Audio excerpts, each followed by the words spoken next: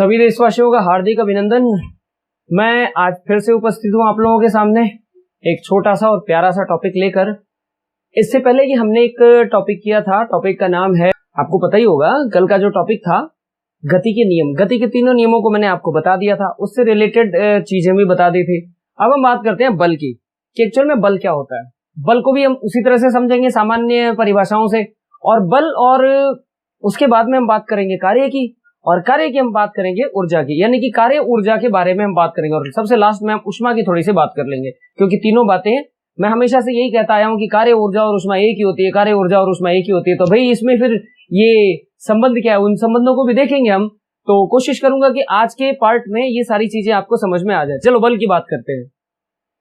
बल एक ऐसा साधन है, एक ऐसा फैक्टर है जो स्थिर वस्तु को गतिशील, गतिशील वस्तु को स्थिर, स्थिर वस्तु की गति में परिवर्तन, गतिशील वस्तु की गति में परिवर्तन कर सकता है। उसकी शेप भी चेंज कर सकता है। जैसे आटा गूंदते हैं ना अपने, तो शेप चेंज हो जाती है जितनी बार बल लगाते हैं। ये सब चीजें बल के कारण होती है। तो हम बोल सकते हैं कि बल क्या होता है एक्चुअल में, दो प्रकार का होता है। पहला होता है संपर्क बल। संपर्क बल, जब हम किसी चीज को संपर्क करके और उसका मतलब उस पर बल लगाते हैं, यानी खींचना और धक्का देना, ये दोनों ही संपर्क बल में आते हैं। मतलब आप धक्का दोगे तो किसी चीज को टच करोगे, वो संपर्क बल होगा। किसी चीज को खींचोगे तो संपर्क बल हो गया। एक होता है असंपर्क बल, असंपर्क बल, संपर्क बल। ये दो प्रकार के बल होते हैं हमारे पास। एक होता है कांटेक्ट फोर्स और एक होता है नॉन कांटेक्ट फोर्स। ओके, बात समझ में आ गई होगी। कांटेक्ट फोर्स का मतलब होता है जो हम टच करके, कांटेक्ट फोर्स, कांटेक्ट फोर्स। एक होता है non contact force, non contact force. Non contact force का एग्जांपल देखिए, असंपर्क बल का एग्जांपल मैग्नेट। आप देखिए कोई भी चीज के अंदर जो आकर्षण और प्रतिकर्षण प्रकार का बल होता है ना, वो असंपर्क बल के अंतर्गत आता है। जैसे स्थिर विद्युत आवेश या स्थिर विद्युत बल। स्थिर विद्युत बल क्या होता है, आप इसका एक बहुत अच्छा एग्जांपल ले सकते हैं। स्थिर विद्युत बल आवेशों के कारण होता है। आवेश मतलब इलेक्ट्रॉनों के कारण। अगर किसी सतह से इलेक्ट्रॉन बाहर निकल जाते हैं तो हम बोलते हैं कि वो सतह धनात्मक होगी। जब किसी चीज में इलेक्ट्रॉन घुस जाते हैं तो हम समझते हैं वो सतह ऋणात्मक होगी। जैसे मार्केट से कोई चीज नहीं लेके आते हैं तो उसका एक अलग ही चमक होता है, लेकिन समय के साथ हम उसको हाथ लगाते हैं। जैसे कोई मोबाइल फोन लेके आए, हाथ लगाया, कुछ और लगाया, आप चाहे उसको कितना ही सहेज के रख लीजिए, उसमें घर्षण के कारण, दूसरी चीजों के कारण कुछ इलेक्ट्रॉन निकलते रहते हैं। या हम मार्केट से कोई नया कपड़ा लेके आते हैं, एक बार तो बड़ा नया लगता है, लेकिन जब कई बार धुल देते हैं उसको, धुलाई कर देते हैं उसकी, तो उसमें कुछ नेगेटिव कण आ जाते हैं, या यूं समझ लीजिए उसमें कुछ इलेक्ट्रॉन्स आ जाते हैं जिनकी वजह से वो ऋणात्मक हो जाता है और जिसकी वजह से जल्दी जल्दी गंदा होने लगता है। कहने का मतलब ये है कि समय के साथ वस्तुएं कैसी हो जाती हैं, पुरानी हो जाती है, यानी उसके अंदर क्या हो जाते हैं, आवेश युक्त कुछ कण आ जाते हैं। या नॉर्मली सभी वस्तुओं के अंदर आवेश होता है। ठीक है, उदाहरण आप देख सकते हैं असंपर्क बल का, एक बहुत ही शानदार उदाहरण है। आप एक सूखे बालों में एक सूखी कंघी अच्छी तरह से रगड़ के और आप उसे छोटे छोटे कागजों के पास लेके जाओ, कागज आराम से अट्रैक्ट होकर चिपक जाएंगे। यही है हमारा स्थिर विद्युत आकर्षण बल। इस बल का स्पेशल नाम इसलिए क्यों रखा गया, इलेक्ट्रोस्टैटिक फोर्स, यानी कि स्थिर विद्युत बल। ये क्यों रखा गया? पहली बात, इसमें विद्युत आवेशों का काम है।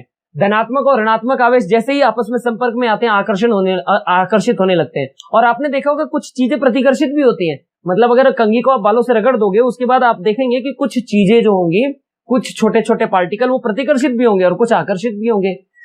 क्योंकि कंघी बालों से जब रगड़ी जाती है तो कंघी का जो आवेश है वो बालों के अंदर चला जाता है और कंघी क्या हो जाती है, धनावेश हो जाती है। अब धनावेशित कंघी को जब हम छोटे छोटे कागजों के पास लेके जाते हैं तो वो एक ऋणावेश की तरह कार्य करता है और खटैक से ना चिपक जाता है। ठीक है, ऐसा एग्जाम्पल हम मतलब एक बंदे के साथ भी एक्सपेरिमेंटली कर सकते हैं। आप उसको कहो कि पैर ऊपर करके कुर्सी पे बैठ जाओ और कुर्सी के पीछे 2-4 बार आप कोई तौलिए वगैरह का तौलिए का जो एक होता है ना लंबा सा रस्सी टाइप का बना के, और आप उससे तौलिए से 2-3 बार, 10 बार, 15 बार आप मार दीजिए। उसके बाद जब आप अपना हाथ उसके पास लेके जाओगे तो उसके आवेश तो तौलिए में चले जा चुके हैं, यानी वो हो जाता है धनावेश। जैसे ही आपके हाथ से टच करता है, आपके अंदर से इलेक्ट्रॉन उसके अंदर अपने आप प्रवाहित हो जाते हैं और एक छोटी सी स्पार्किंग महसूस होती है। कई बार आपने देखा होगा अंधेरे में जब हम कपड़े उतारते हैं तो कपड़े उतारते समय बाल उन कपड़ों के साथ चिपके हुए होते हैं और ना ऐसे चिट चिट की आवाज आती है, जैसे लगता है कहीं स्पार्किंग हो रही है। ये सत्य घटना है, बिल्कुल स्पार्किंग ही होती है। वो यही वाली विद्युत ऊर्जा होती है, उसका बहुत मात्र छोटा सा हिस्सा होता है इलेक्ट्रॉन्स। यानी जैसे ही धनावेश और ऋणावेश के बीच में जैसे वो एक दूसरे से बिल्कुल अलग होते हैं तो बिल्कुल जैसे स्पार्किंग होती है उस तरह की एक आवाज आती है। यानी कि ये एक प्रकार का असंपर्क बल होता है, हम दैनिक जीवन में महसूस करते हैं इस बल को। इस पर प्रश्न भी बन सकते हैं, ठीक है। मेरे ख्याल से समझाने की आवश्यकता नहीं है, आप लोगों को अच्छे से समझ में आ गया। फिर भी एक प्रश्न हम डिस्कशन कर लेते हैं कि कपड़ों और शरीर के मध्य एक विशेष प्रकार का स्थिर विद्युत आकर्षण बल होता है। यह आकर्षण बल किस प्रकार का बल है? जवाब होगा यह आकर्षण बल असंपर्क प्रकार का बल है, यानी non contact force. This force is known as non contact force. और वो जो फोर्स है वो कौन सी? इलेक्ट्रोस्टैटिक फोर्स, यानी स्थिर विद्युत बल या स्थिर विद्युत आवेश, ठीक है। इलेक्ट्रोस्टैटिक फोर्स होती है, ठीक है। तो दो हो गए, एक हो गया मैग्नेटिक फोर्स, एक हो गया इलेक्ट्रोस्टैटिक फोर्स। बहुत सारे एग्जांपल है। और देखो आप बादलों में क्या होता है, आप देख लो खुद, बादलों में धनावेश होता है।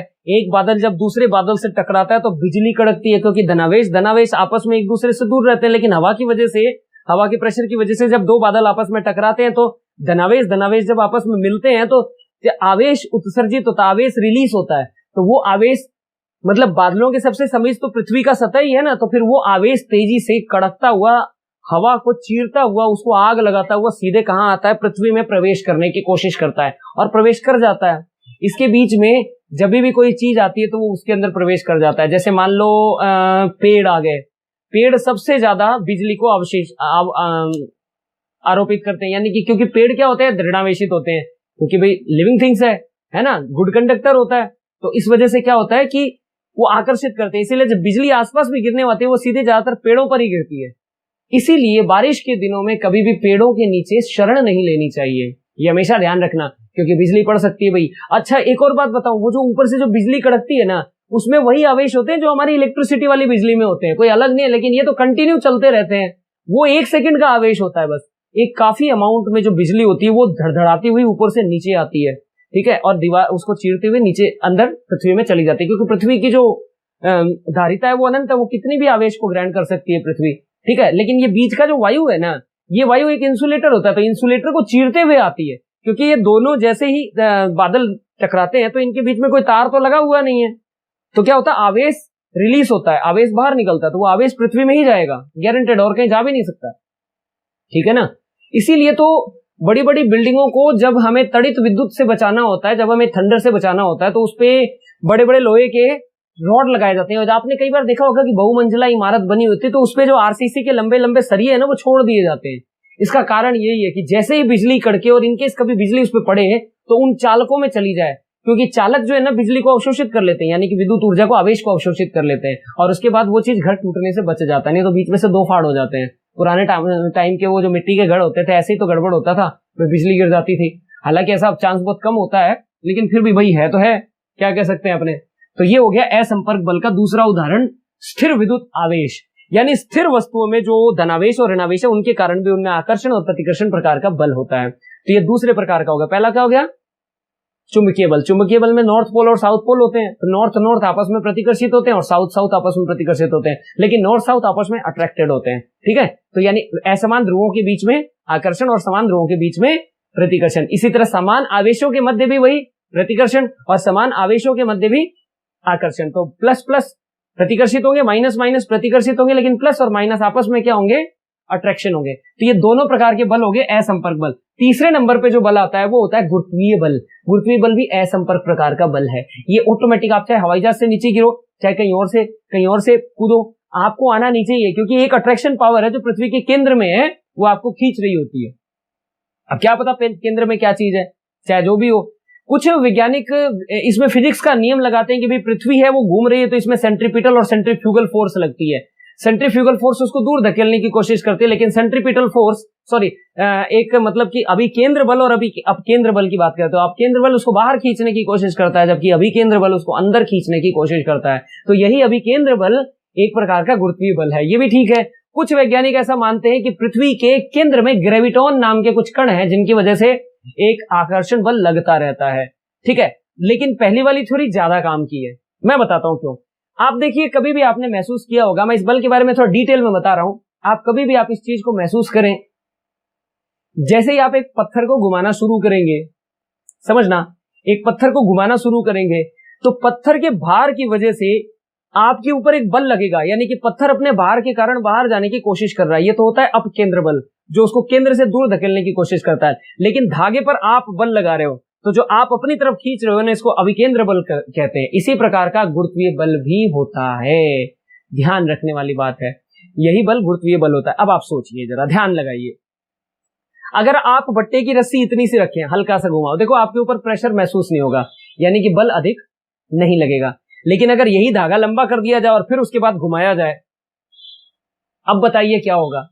जब आप उसके बाद घुमाओगे तो क्या होगा, जब आप घुमाओगे तो प्रेशर, मतलब आपको बल ज्यादा महसूस होगा ना, अर्थात आपका जो अभिकेंद्र बल है, खींचने वाला जो बल है, जो उस बट्टे को आप खींच रहे हो, वो बल बहुत ज्यादा महसूस होगा। अगर मतलब धागा छोटा होगा तब तो बहुत कम महसूस होगा, लेकिन जैसे ही धागा लंबा होता जाएगा वैसे ही आपको जो केंद्र की ओर जो आप खींच रहे हो वो बल भी बहुत अधिक महसूस होने लग जाएगा। ये बात मेरे ख्याल से आपको समझ में आ गई होगी। अब इस बात को हम देखते हैं, मैं उसी की बात कर रहा हूं, जो गुरुत्वाकर्षण बल होता है ना, वो अभी केंद्र बल ही होता है। अब आप देखिए, ये पृथ्वी है ना, और पृथ्वी ऐसे करके घूम रही है, तो ये तो ध्रुव बन गया, एक ध्रुव बन गया दक्षिणी और एक ध्रुव बन गया उत्तरी। ओके, तो अब आप देखिए क्या है, ये एक मतलब इसको गोल भी अगर आप माने तो एक वस्तु यहां स्थित है और एक वस्तु यहां स्थित है। इसको हम थोड़ा सा मौसमी आकार का मान लेते हैं, इस तरह से, ठीक है, ये इस तरह से हो गई। तो आप स्वयं देखिए, इसमें क्या है ना, केंद्र से इक्वेटर की दूरी अधिक है, जबकि केंद्र से इसकी दूरी काफी कम है, और साथ में इसको मोशन भी कम करना पड़ा भाई। तो मोशन कम करना पड़ेगा तो इसमें गुरुत्वाकर्षण कम हो जाएगा ना। मेरे ख्याल से समझ में आ गया होगा आप लोगों को कि मतलब इक्वेटर पे किस प्रकार का गुरुत्वाकर्षण लगता है और ध्रुवों पर किस प्रकार का गुरुत्वाकर्षण लगता है। समझाने की जरूरत नहीं है, पेपर में परीक्षा में 2-3 बार प्रश्न पूछा जा चुका है कि गुरुत्वाकर्षण बल का मान किस स्थान पर सर्वाधिक होता है। ये प्रश्न छोड़ देता हूं मैं अगली क्लास के लिए। आप लोग कमेंट बॉक्स में कमेंट करें, मैं बहुत बार देखता हूं, इतनी मेहनत से आप लोगों के लिए वीडियो बनाता हूं, इतनी मेहनत से आप लोगों के लिए लाइव क्लास अटेंड करता हूं, और मुझे आजकल तो रिस्पॉन्स ही नहीं मिलता, इसीलिए मैं ये प्रश्न छोड़ रहा हूं आप लोगों के लिए। आप चाहें तो कमेंट बॉक्स में होलसेल में कमेंट दे सकते हैं भाई, अपने अपने मन की सारी भड़ास कमेंट बॉक्स में निकाल सकते हैं कि भाई गुरुत्वाकर्षण कहां पे गुरुत्वाकर्षण का मान अधिक है। जिसके मन में जितना एक्सप्लेनेशन आए आप दे सकते हो, मैं सबके एक्सप्लेनेशन पढ़ता हूं, अभी तक ऐसा कोई एक्सप्लेनेशन नहीं है जो नहीं पढ़ता हूं, और कईयों का रिप्लाई भी देता हूं। तो कृपया ये वाले क्वेश्चन का आंसर आप स्वयं बताएं। मैंने आपको बता दिया, बट्टा अगर आपके हाथ के पास है, आप करोगे ऐसे ऐसे करोगे तो क्या होगा, बल कम लगेगा। लेकिन बट्टा दूर है, आपका पत्थर दूर है ना, धागा लंबा है, फिर आप अगर आप उसको हिलाओ, देखो कितना जोर पड़ता है, उसको घुमाने में कितना जोर पड़ता है। तो पृथ्वी भी घूम रही है और उसका केंद्र मान लो हमारा ये है, ठीक है, और बट्टा मान लो कोई पृथ्वी की सतह पर रखी हुई वस्तु है, तो वो अंदर की तरफ महसूस कब होगी, जब उसकी केंद्र से दूरी ज्यादा होगी। कम से कम अब तो बता ही सकते हो कि गुरुत्वाकर्षण बल का मान अधिक कहाँ होता है और कम कहाँ होता है। तो इसका मान आप बताइए, ध्रुवों पर कैसा होता है और इक्वेटर पे कैसा होता है, विषुवत रेखा पर कैसा होता है। ये तो भाई आपको कमेंट बॉक्स में कमेंट करके आज ये काम दे रहा हूं आप सब लोगों को, तो बता सकते हैं। तो ये तो था असंपर्क बल, यानी गुरुत्वीय बल भी एक प्रकार का असंपर्क बल होता है। तो ये तो बल था नॉर्मली संपर्क और असंपर्क प्रकार का बल। अब होता है बैलेंस और अनबैलेंस फोर्स, अर्थात संतुलित बल और असंतुलित बल। अब आप देखिए, मैं उसकी भी कहानी आपको सुना देता हूं, ठीक है, आप जरा ध्यान से देखिए उसकी कहानी क्या कहती है। आप देखना, एक वस्तु है जो मेज के ऊपर पड़ी हुई है, मान लो एक 5 किलो का बट्टा पड़ा हुआ है, समझना इस बात को। इसके ऊपर बल कहां कहां से लग रहा है। सबसे पहला बल इसके ऊपर इसके भार के कारण लग रहा है। मैंने आपको इससे पहली वाली क्लासेस में बताया था ना कि कोई भी द्रव्यमान होता है, पृथ्वी उसको 10 न्यूटन की रफ्तार से अपनी ओर खींचती है। तो ये 5 किलो का है ना, तो 5 किलो का है, तो इसके ऊपर बल लग रहा होगा नीचे की ओर 50 न्यूटन का, इसमें लगभग लमसम इतना ही बल लग रहा होगा, और इतना ही मेज इसको ऊपर की ओर भी बल लगा रहा होगा 50 न्यूटन का। तो जितना बल ऊपर से नीचे की ओर इसके भार की वजह से लग रहा है, उतना ही बल नीचे से ऊपर की ओर भी लग रहा है, जिसकी वजह से ये वस्तु यहां पर स्थित है। मान लीजिए मेज के धारण करने की क्षमता 5 kg से कम है, यानी कि ये सिर्फ 49.999 इतने न्यूटन का फोर्स नीचे से लगा रहा है, जबकि 50 न्यूटन का फोर्स भार के रूप में ऊपर से नीचे लग रहा है। तो अब इसको हम अनबैलेंस फोर्स कहेंगे, भले ही थोड़ा सा है तो क्या हुआ। ये 50 न्यूटन में से जो 0.001 न्यूटन की जो फोर्स है, ये इस मेज को तोड़ने के लिए पर्याप्त है। खटाक से तोड़ देगी और ये वस्तु अपने आप नीचे आ जाएगी, तब तक नीचे आती रहेगी जब तक इसका फोर्स बैलेंस ना हो जाए। जैसे ही ये धरती की सतह पर पहुंचेगी, सतह पर पहुंचने के बाद धरती की सतह इस पे 50 न्यूटन का बल लगा रही होगी और ये भी नीचे की ओर केंद्र की ओर 50 न्यूटन का बल लगा रही होगी। तो इस प्रकार दोनों दिशाओं से जो विपरीत बल होते हैं जब वो समान मात्रा में लगते हैं तो ये वस्तु स्थिर हो जाएगी, इस पे किसी भी प्रकार का बल अनुभव नहीं होगा। दोनों एक दूसरे के विपरीत लग रहे हैं ना, तो इसी को कहते हैं संतुलित बल यानी कि बैलेंस फोर्स। तो बैलेंस फोर्स किसी भी वस्तु में चारों ओर से लगती रहती है। देखो इधर से कोई वस्तु है, इधर से हवा का दबाव लग रहा है, हवा का प्रेशर लग रहा है, तो इधर से भी तो लग रहा है, चाहे वो हल्की हो चाहे वो भारी हो, चाहे वो कितना भी लग रहा हो। ऊपर से लग रहा है तो नीचे से भी तो लग रहा है। इसके भार की वजह से ऊपर से अगर इसमें बल लग रहा है तो नीचे से गुरुत्वाकर्षण के कारण भी बल लग रहा है। तो जब इसी प्रकार का बल लगता रहता है तो इसको हम लोग कहते हैं समान बल या संतुलित बल या बैलेंस फोर्स।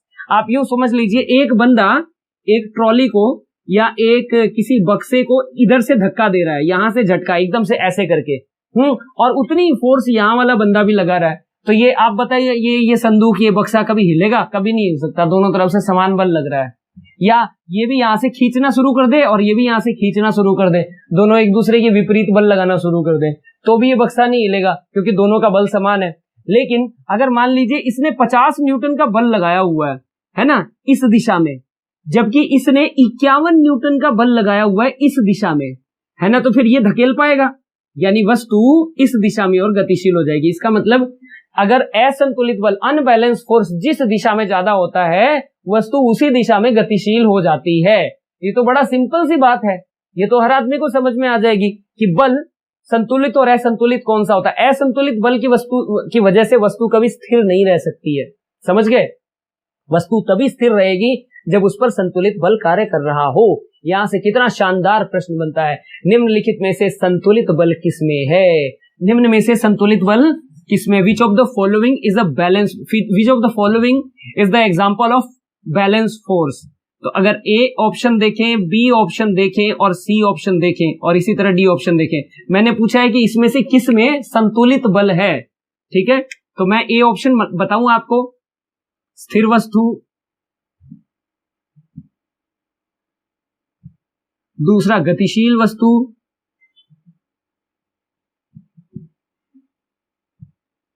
तीसरा उपरोक्त दोनों, और चौथा नन, उपरोक्त में से कोई नहीं। अब आप खुद देख लीजिए, मैंने आपसे पूछा है कि बैलेंस फोर्स किसमें लग रही होगी, तो आप दिमाग लगा के बताइए इसमें किसमें लग रही होगी बैलेंस फोर्स, यानी कि स्थिर बल। तो वो तो स्थिर वस्तु के अंदर ही लगेगी ना। गतिशील वस्तु में तो जिस तरफ गतिशील है उस तरफ बल अधिक हो जाएगा। अब आप कहोगे नहीं भाई, उस तरफ तो उसका क्या होता है, वो तो गतिशील है। अरे भाई, तो गतिशील है तो क्या हुआ? गतिशील वस्तु कोई मतलब पृथ्वी पर गतिशील वस्तु है, तो पृथ्वी पर गतिशील वस्तु है तो हर समय इसमें त्वरण लग रहा होगा। हम अगर इस स्टेटमेंट को बदल दें, त्वरित वस्तु कर दें इसको, त्वरित वस्तु, ज्यादा बढ़िया रहेगा, क्योंकि त्वरण से ही क्या उत्पन्न होता है? स्पीड उत्पन्न होती है। क्योंकि अगर समान त्वरित गति है तब तो भाई फोर्स लग रहा है, लेकिन अगर समान गति है तो उस पर एक्सेलरेशन 0 हो जाता है। तो एक्सेलरेशन 0 हो जाएगा तो आप सब लोगों को पता है बल बराबर क्या होता है? द्रव्यमान गुणा त्वरण। तो अगर त्वरण 0 हो जाएगा तो बल भी 0 हो जाएगा। तो ध्यान रखना, अगर खाली गतिशील वस्तु तो हमें नहीं पता लगा कि वो गतिशील वस्तु किस प्रकार की है, ठीक है ना, तो वो पूरा सही उत्तर नहीं होगा। हाँ, अगर त्वरित वस्तु आ जाए और स्थिर वस्तु आ जाए, तो अब देखो स्थिर वस्तु के ऊपर चारों तरफ से फोर्स बराबर लग रही है तो ये बैलेंस वस्तु हो जाएगी। और त्वरित वस्तु आ गई तो त्वरित वस्तु तो भाई त्वरण के प्रभाव में है और उसका कुछ ना कुछ त्वरण है, कुछ ना कुछ द्रव्यमान है, तो ये तो पक्का है कि उस पर कुछ ना कुछ बल लग रहा होगा। यानी जब वस्तु नीचे से ऊपर फेंकी जाती है, चलो मान लो ऊपर से नीचे आती है, तो लगातार उसका वेग बढ़ता है। वेग क्यों बढ़ता है? क्योंकि उस पर 10 मीटर प्रति सेकंड स्क्वायर का त्वरण लग रहा होता है। और मान लो वस्तु 1 किलो की, तो इतना बल उस पर लगातार लग रहा है, ठीक है ना, यानी 10 न्यूटन का उस पर बल लगातार हर सेकंड लग रहा है, तो वो तो त्वरित वस्तु है। तो जब तक उसमें त्वरण लग रहा है तो वो त्वरण एक ही दिशा में लगेगा ना, तो वो तो अनबैलेंस फोर्स हो गई, एक दिशा में उस पर फोर्स ज्यादा लग रही है, अगला वो नीचे गिर रहा है या नीचे से ऊपर जा रहा है, जो भी है। तो त्वरित वस्तु पे तो बल वही लग रहा होगा, अनबैलेंस फोर्स। बैलेंस फोर्स तो लग नहीं रही होगी, बैलेंस फोर्स लगती है तो वो त्वरित कहां से होती? अब आप देखो, यदि आपके पास यही प्रश्न ऐसे आ जाए, मान लो जैसे कि मैंने प्रश्न पूछा था कि बैलेंस फोर्स किस पे लग रही है, बैलेंस फोर्स किस पर लग रही है, तो आपका जवाब होगा स्थिर वस्तु पे। लेकिन अगर मैं इसके ऑप्शन बदल दूं, लिख दूं त्वरित वस्तु और ए ऑप्शन लिख दूं समान रूप से गतिशील वस्तु, और तीसरा ऑप्शन लिख दूं समान त्वरित वस्तु। तो आप स्वयं देख लीजिए किस पे बैलेंस फोर्स, बैलेंस फोर्स का मतलब बल नहीं लग रहा है, चारों तरफ वाले बल जो है शून्य हो गए हैं। तो ऐसी कंडीशन कहां पर है, बैलेंस फोर्स किस पर लग रहा है। तो देखो समान रूप से, देखो एक तो त्वरित वस्तु है तो ये तो उसमें तो त्वरण है, तो नो डाउट त्वरण की वजह से बल भी उत्पन्न हो गया। ये भी समान त्वरित वस्तु है तो इसके अंदर भी बल उत्पन्न हो गया, भाई सीधी सी बात है। तो इन दोनों के ऊपर तो बल उत्पन्न हो गया। इसका मतलब समान रूप से जो गतिशील वस्तु है उस पर भी बैलेंस फोर्स लग रही है। समझ में आ रहा है, क्योंकि उस वस्तु का द्रव्यमान त्वरण क्या हो गया, जीरो हो गया। जब त्वरण जीरो हो गया तो फिर भी द्रव्यमान को जीरो से गुणा किया तो उसमें बल तो शून्य लग रहा है ना, इसका मतलब बल तो लग ही नहीं रहा। तो इसका मतलब उस पर भी बल नहीं लग रहा, तो भी चारों तरफ से जो भी बल लग रहा है वो बैलेंस है, क्योंकि वो गतिशील वस्तु। और न्यूटन का नियम भी कहता है कि बाह्य बलों की अनुपस्थिति में वस्तु अपनी अवस्था में परिवर्तन नहीं करेगी। और अवस्था में परिवर्तन कैसे होता है, अगर गतिशील वस्तु है तो धीरे धीरे उसकी अगर गति कम होने लग जाए तो वो जीरो हो जाएगी, और धीरे धीरे गति कम हो जाए तो उसको कहते हैं त्वरण उत्पन्न हो रहा है, सीधी सी बात है। तो त्वरण उत्पन्न होगा तो भाई बाह्य बल तो लगेगा ही, और बाह्य बल जब तक नहीं लगेगा तब तक हम कह सकते हैं कि उसमें बैलेंस फोर्स है। तो इसका मतलब अगर समान रूप से गतिशील वस्तु है, इसका मतलब उसका त्वरण शून्य है, त्वरण शून्य तो उसमें भारी बल भी नहीं लग रहा है, और भारी बल नहीं लग रहा है तो इसका मतलब जो भी बल लग रहा है वो बैलेंस फोर्स है। तो बैलेंस फोर्स का एग्जांपल ये हो जाएगा, अगर इस तरह से प्रश्न आए, घुमा देंगे प्रश्न, फिर उसके बाद मत कहना कि हाँ भाई ये, क्योंकि कायदे से तो यही बनता है इसका उत्तर। ये मैंने एक जगह देखा था, बहुत ही बढ़िया एक्सप्लेनेशन दिया हुआ था, मैंने सोचा आप लोगों को कभी बताएंगे, तो आज मौका मिल गया बताने का। इस तरह के प्रश्न इस तरह से आ सकते हैं कि बैलेंस फोर्स और अनबैलेंस। ये तो था फोर्स के बारे में। अब हम बात करते हैं कार्य के बारे में कि कार्य क्या चीज होती है। ये तो आपको पता लग ही गया होगा कि भाई फोर्स कौन कौन सी होती हैं। बल दो प्रकार के, संपर्क और असंपर्क। उसके बाद में बलों की लगने के आधार पर, उसकी व्यवस्था के आधार पर भी दो तरह के बल हो गए, बैलेंस फोर्स और अनबैलेंस फोर्स हो गए, है ना। तो ये तो फोर्स था। वैसे फोर्स की अगर डेफिनेशन देखी जाए बल की, तो वो है खिंचाव, किसी चीज को खींचना या धक्का देना बल कहलाता है, आम भाषा में अगर कहें तो। क्योंकि आकर्षण भी क्या है, खींचना, और प्रतिकर्षण भी क्या, धक्का देना। आप देख लो, भले उसमें किसी ने टच नहीं किया तो क्या हुआ, लेकिन संपर्क तो नहीं हुआ तो क्या हुआ, बल तो लग रहा है ना। तो खींचना या धक्का देना ही क्या कहलाता है, बल कहलाता है। एक लाइन में डेफिनेशन बता सकते हैं हम।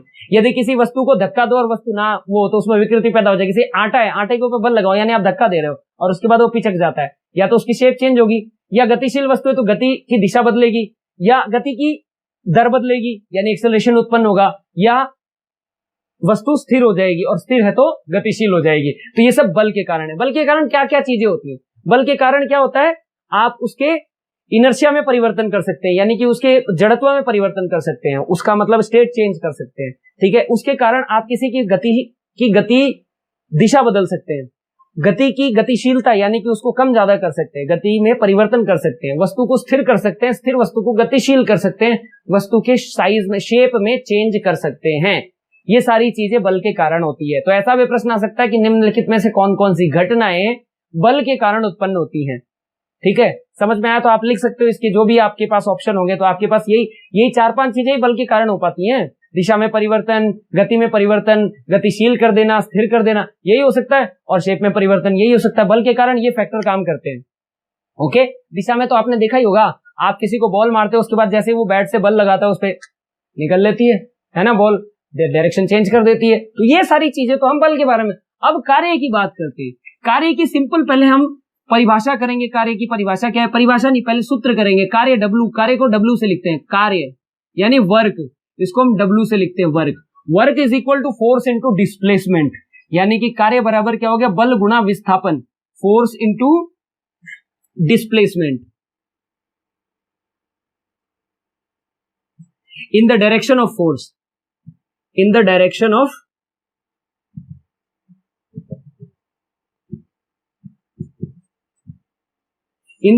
Of force. बल कार्य क्या होता है, फोर्स इंटू डिस्प्लेसमेंट, यानी कि बल गुणा विस्थापन, और विस्थापन भी कहां होना चाहिए, बल की दिशा में होना चाहिए। और अगर विपरीत दिशा में हो गया तो हम उसे मानेंगे कि बल की दिशा में ऋणात्मक क्या कहते हैं, डिस्प्लेसमेंट हो रहा है, ठीक है। समझ में आ गया। तो ये इसकी क्या थी, फोर्स इंटू डिस्प्लेसमेंट। अब मेरी बात एक बार ध्यान से सुनिए आप सभी लोग, क्योंकि ये आप लोगों के लिए बड़ी काम की है। सारा कुछ निर्भर करता है विस्थापन पर। कार्य बराबर बल गुणा विस्थापन। यदि आपने धक्का दिया और वस्तु का विस्थापन हो गया, ये देखिए, जैसे इस वस्तु को मैंने यहां से उठाकर यहां रख दिया, अर्थात मैंने 10 न्यूटन का बल लगाया और 1 मीटर का विस्थापन हो गया।